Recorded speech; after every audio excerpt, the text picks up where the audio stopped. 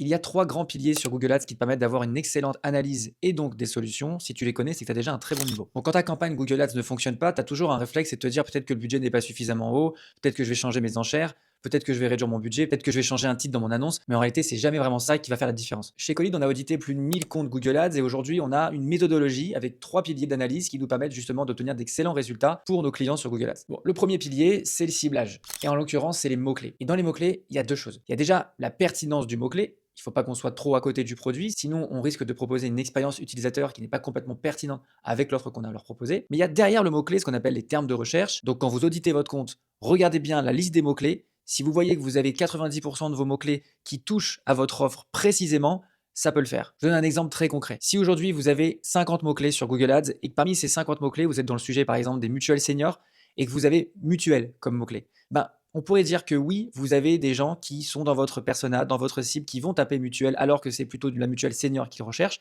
mais ça reste un petit peu à côté de l'offre initiale.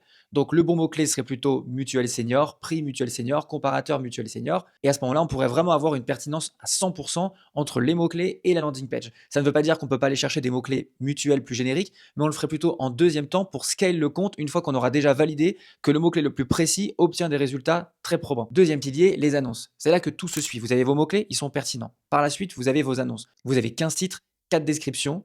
Forcément qu'il faut que ces 4 titres et 4 descriptions soient copyrightés en lien avec les mots-clés, en lien avec le terme de recherche que le prospect aura tapé réellement derrière son ordinateur. Prenons l'exemple de la télésurveillance avec la vidéosurveillance. Les prospects qui veulent de la vidéosurveillance peuvent aussi vouloir de la télésurveillance. En revanche, si votre mot-clé c'est télésurveillance pour entreprise et que dans vos annonces on ne voit pas télésurveillance mais on voit par exemple vidéosurveillance, ça crée un petit flou entre ce que le prospect veut et ce que vous lui offrez. Et notamment sur les landing pages, après d'ailleurs on en reparle tout de suite. Donc n'oubliez pas de mettre des titres qui sont pertinents en fonction de vos mots-clés. Et le troisième pilier, le plus important, la landing page. C'est indispensable que cette landing page soit 100% en lien avec les mots-clés, les annonces. Si par exemple je suis dans le sujet du traitement de charpente, et que j'ai des mots-clés traitement du capricorne, c'est le nom d'un insecte xylophage qui mange le bois. Si dans mon annonce j'ai traitement de capricorne et que sur ma landing page j'ai traitement charpente, on va peut-être manquer de pertinence. On pourrait mettre dans la première section de la landing page, le H1, traitement de capricorne, ce qui serait beaucoup plus pertinent avec le mot-clé. Donc quand vous faites un audit de votre compte, le problème peut venir de ces 3 piliers en même temps ou simplement d'un seul. J'ai audité pas mal de comptes où parfois la landing page était parfaite, les annonces étaient bonnes,